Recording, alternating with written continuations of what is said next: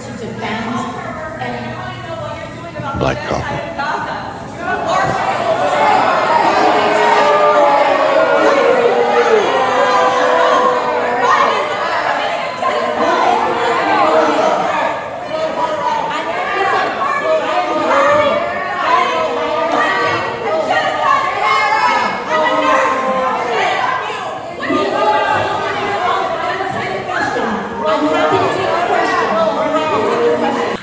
Today is July 24th, 2025, and we've got a lot to discuss here, folks.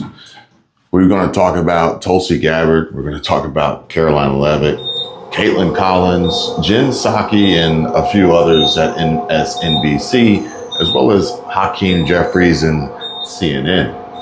The Epstein files, Barack Obama, Russia collusion hoax, but first, let's talk about the Democrats and one less of them, AOC, being kicked out.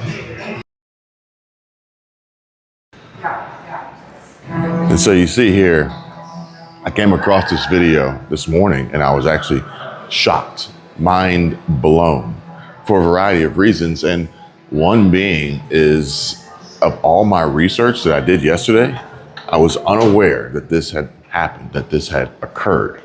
And look, I know you guys have been down this road before and understand what I mean by this when I say we have to be better. We have to be better than them, or else what good is any of this? And so I'll share with you what my research since then has confirmed. And although we would love for that to be the case, we know for a fact that AOC has not been kicked out. And according to Grok here, the title of the video, AOC gets kicked out of the Democratic Party, is false. There's no evidence from credible sources that Alexandria Ocasio-Cortez, AOC, has been expelled or formally removed from the Democratic Party. The video's transcript and related sources indicate that AOC faced criticism and vandalism at her campaign office due to her vote against an amendment proposed by Marjorie Taylor Greene to cut $500 million in funding for Israel's Iron Dome missile defense system. This vote caused tensions with some progressive and pro-Palestinian factions within the Democratic Party, as well as criticism from the Democratic Socialists of America, DSA, and activists on platforms like X. However, this criticism and isolated incidents of vandalism or heckling do not equate to AOC being kicked out of the Democratic Party. AOC remains a prominent member of the Democrat Party, as evidenced by her continued role as a U.S. representative for New York's 14th Congressional District, her active participation in party activities, and her re-election in 2020, 2022, and 2024, while she has faced internal party tensions, particularly over her stance on Israel and other progressive issues. These are part of ongoing ideological debates within the party, not an expulsion. The video's claim exaggerates these tensions for dramatic effect, and the sources provided, including web results from and X posts, do not support the assertion that AOC has been removed from the Democratic Party. But here's the deal. Maybe she will be one day. And if so, then the real title will be Alexandria Ocasio-Cortez has been removed from Congress or kicked out or is no longer a Democrat or unemployed, fired, whatever, however you want to phrase it, because her legal name isn't AOC. Got it. Speaking of being fired, J.D. Vance has set fire to Microsoft for firing over 9,000 American workers so that they can save money. A massive shortage in these jobs. And by the way, you see some big tech companies where they'll lay off 9,000 workers and then they'll apply for a bunch of overseas visas. And I sort of wonder, that doesn't totally make sense to me. The math doesn't. That displacement and that math worries me a bit. And what the president has said, he said very clearly, we want the very best and the brightest to make America their home. We want them to build great companies and so forth. But I don't want companies to fire 9,000 American workers and then to go and say, we can't find workers here in America. That's a bullshit story. What did Microsoft say when you brought that up with Microsoft? Have you talked to them about it? I have not. I just became aware of this a couple weeks ago. Somebody sent me an article about this, and they said, well, and it maybe was Microsoft. It was Microsoft. That fired, I think, 9,000 people. Right. And then I was like, wait a second. Record profits, record market cap. But also saying they're desperate for workers. So I have not yet had that conversation with Microsoft. Yeah. In my defense, I just found out. I will have a conversation. And that's not the only thing that Bill Gates and Microsoft are doing and have done that is completely fucked up. It's probably the best way I can describe it. Earlier this week, we were alerted to a potential vulnerability in our DoD computer systems, and we've been checking into it ever since. It turns out that some tech companies have been using cheap Chinese labor to assist with DoD cloud services. This is obviously unacceptable, especially in today's digital threat environment. Now, this was a legacy system created over a decade ago during the Obama administration. But we have to ensure the digital systems that we use here at the Defense Department are ironclad and impenetrable. And that's why today I'm announcing that China will no longer have any involvement whatsoever in our cloud services effective immediately. And at my direction, the department will also initiate, as fast as we can, a 2-week review or faster to make sure that what we uncovered isn't happening anywhere else across the DoD. We will continue to monitor and counter all threats to our military infrastructure and online networks. And I want to thank all those Americans out there in the media and elsewhere who raised this issue to our attention so we could address it. And that's why we're talking to you today. As the president would say, thank you for your attention to this matter, and God bless our warfighters. I'm going to sign that memo right now, initiating that review. Would you like to condemn Microsoft's Azure program for leaking sensitive classified information to the CCP? Are you pro-CCP, Mr. Gates? I understand your foundation owns a lot of Microsoft shares now, and your Bill and Melinda Gates Foundation has heavily financed and is financially connected to the CCP. So is that why you're not answering the questions about government's Microsoft's Azure program, Mr. Gates? Are you sure you don't want to condemn them for leaking classified information from our U.S. military?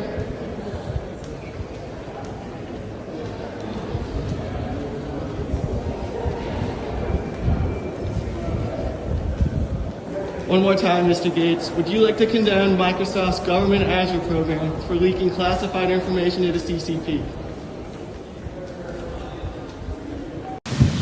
But like I said, we got a lot to discuss. It seems like all the news and the headlines, and as you guys will see here shortly from MSNBC, this is just a battle, tit for tat. And MSNBC is not hiding it anymore, folks. They are purely panicans, anti-never Trumpers, and should be taken off the air. Not going to allow the Democrats to use this as a political cudgel. Remember, they had 4 years. Hold on. The Biden administration held the Epstein files for 4 years. Not a single one of these Democrats or anyone in Congress made any peep about that at all. They could have brought a discharge petition at any point in the last 4 years. They chose not to. They waited until President Trump was elected. I think that's very suspect. And I will not allow the House to be drug into political gamesmanship. Speaker Mike Johnson there trying to turn the focus to Democrats and saying they're using the Epstein files as, quote, political cover. This as House lawmakers head home today for their 6-week recess without holding a vote on several Democrat-led attempts to have Congress release the documents. Some of those are bipartisan, we should say. Joining us now, Democratic Congresswoman Debbie Dingell of Michigan. So what the speaker is saying there is something that we have heard from other Republicans, basically the fact that the Biden administration did have control of these documents for the prior 4 years. Where were Democrats on that? What would you say to that? So let me be really clear. Why has this become an issue now? Because when President Trump said that he was going to be president, he said, I'm going to release the Epstein files. The Attorney General, I have the Epstein files on my desk. They are the ones that have put it out there. They've been talking about it for months. They are the ones that said, made promises, talked about it, heightened the expectation, and then just dropped. There's nothing to be seen. There's nothing there.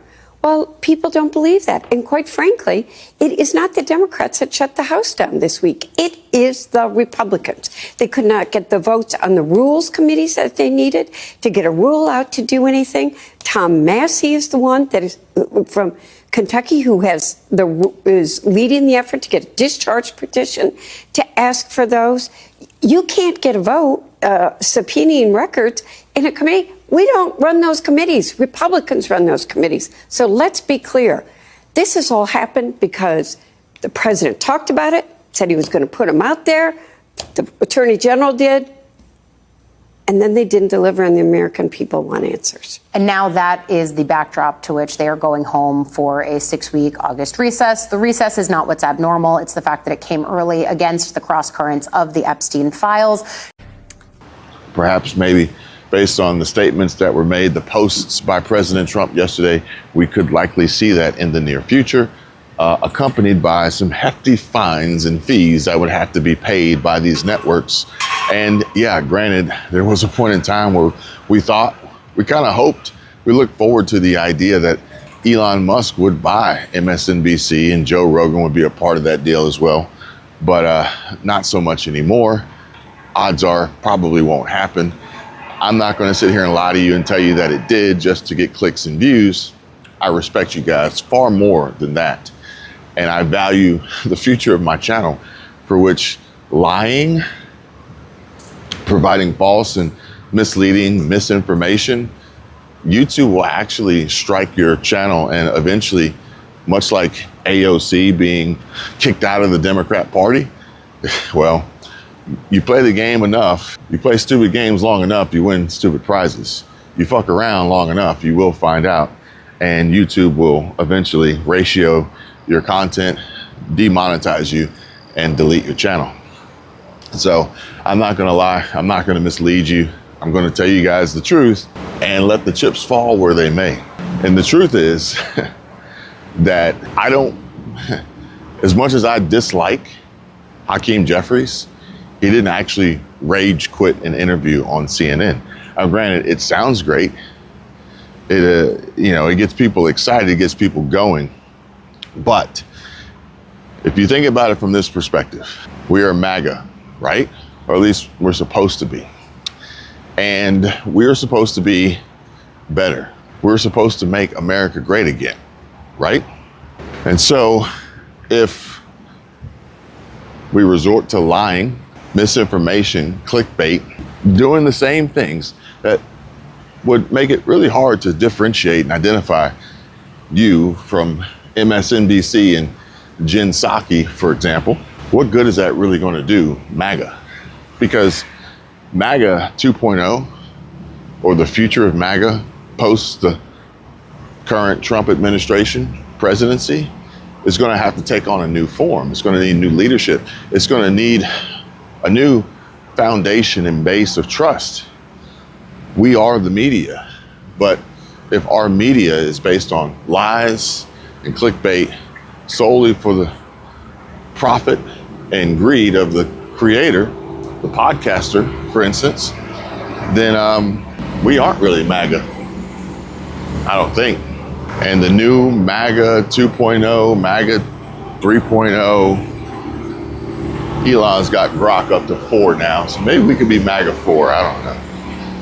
But the new MAGA, it's going to put a lot of folks at a disadvantage, because it's going to be a not even necessarily a party, but a movement, a force, and an ideology, a group, a team, theoretically a family that's led by perhaps maybe the wrong people sharing the wrong information that ultimately is going to harm and hinder growth and success and wealth and health and well-being.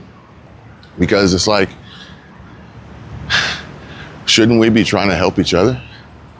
Hey y'all, we're at the Education and Workforce Committee, and we were supposed to vote on a bill to address human and trafficking, but they just canceled committee because we had an amendment to address the Epstein files.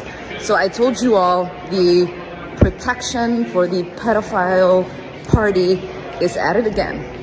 We also know that there are donors that I'm sure are going to be willing to make sure that they are investing and making sure that they can take down some of these candidates. Since they don't want to rule out dark money, I'm sure some dark money gonna pour in on the behalf of the American people. So what I am saying is every tactic, as well as making sure we're touching people. Shouldn't we be trying to help each other improve and grow and win with the successes that I've honestly lost track and count of since Trump's been back in office? For the fourth month in a row, jobs numbers beat market expectations with nearly 150,000 good jobs created in the month of June. The American economy has now added nearly 700,000 jobs since January 2025, with American-born workers accounting for all job gains. President Trump drove illegal border crossings to another historic low in the month of June, and Border Patrol once again released 0 illegal aliens into our country. The Supreme Court stopped activist judges from imposing nationwide injunctions and cleared the way for President Trump to carry out his popular and common sense agenda. The University of Pennsylvania agreed to all of the Trump administration's demands and will now keep men out of women's sports. President Trump secured his trade deal with Vietnam, giving the United States total access to their markets. Because of President Trump's unleashing American energy dominance, gas prices are at 4-year lows.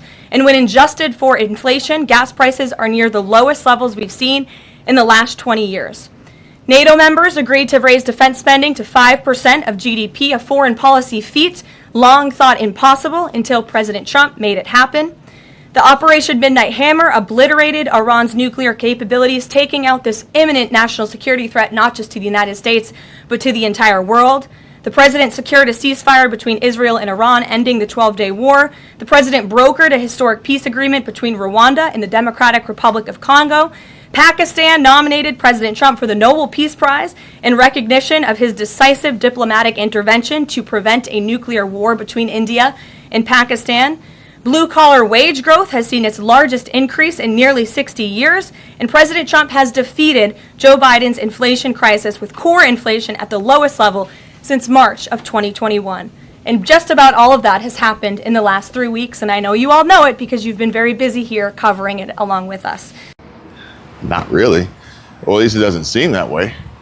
It seems like all that's happening is really just highlighting the negatives of the left, the Democrats, and creating false narratives of ideas of events that have never occurred to hype up the right, which then puts us living in a state of, it's not reality, it's fiction, it's fake, it's phony, it's BS. It's exactly what the Democrats would do. I could expect Midas Touch. I could expect Keith Edwards. I could expect Adam Mockler. I could expect any of those folks over there to create something to appease their audience that says, Tulsi Gabbard kicked out of the Republican Party. Kristi Noem kicked out of the Republican Party. Pam Bondi kicked out of the Republican Party. I could picture them doing that. We know it's not true. We know it's a lie. We wouldn't believe it, nor would we watch it or give 2 seconds of our energy towards it. But we also know what their objective is, what their driving goal is, and that is to just fatten their pockets, destroy America in the process. And I mean, they call it democracy. I call it a disgrace. I gave her $100 million for one of those pennies. Oh no. You can't have the pennies. I'll get you $120 and $20. All the pennies are people's wishes. You can't take those.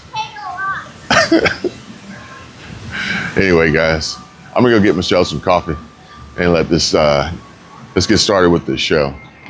That's enough of me rambling. Thank you, Caroline. Two questions for Director Gabbard. Just on this, Director Gabbard, you referenced the past intelligence reports and assessments on this, including that 2017 one that was signed off, as Ed noted, by every Republican on the Senate Intelligence Community, including the acting chair of the time, now Secretary of State Marco Rubio, who said in a statement that they did not find any evidence of Russian collusion, but they did find, however, is very troubling, and they found irrefutable evidence of Russian meddling. One, are you saying that he's wrong in that statement that he made then? And secondly, what would you say to people who were wrong? Well, first, I want to correct something that you stated, which was citing the Senate Intelligence Committee's report as being one and the same. I think you said the intelligence community. The Senate Intelligence Committee has a very different function than the Office of the Director of National Intelligence. The evidence and the intelligence that has been declassified and released is irrefutable.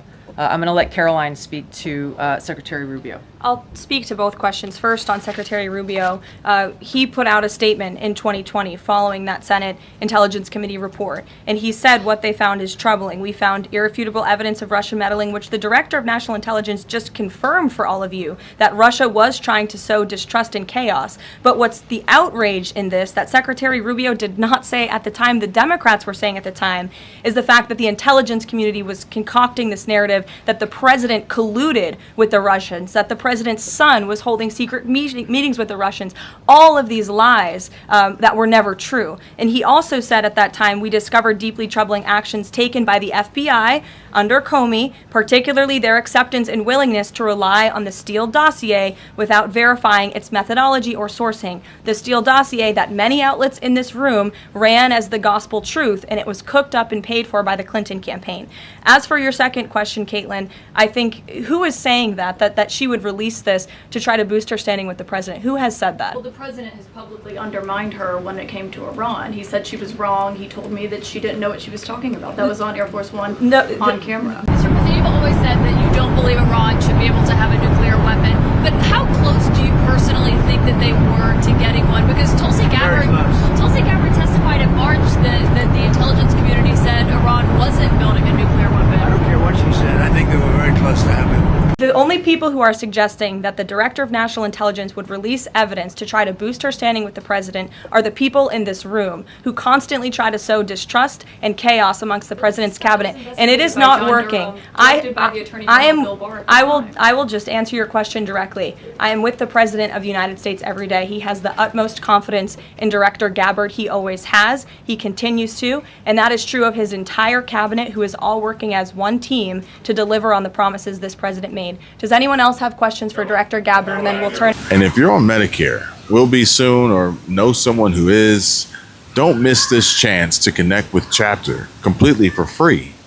They're your go-to experts for navigating Medicare, offering top-notch guidance and searching over 20,000 plans nationwide to find the perfect coverage for your unique healthcare needs. And I get asked questions all the time. For example, why is expert advice so critical, especially when it's free? Well, you see, Medicare can be a maze. Plans change, costs shift, and new rules like those in the One Big Beautiful Bill Act are shaking things up.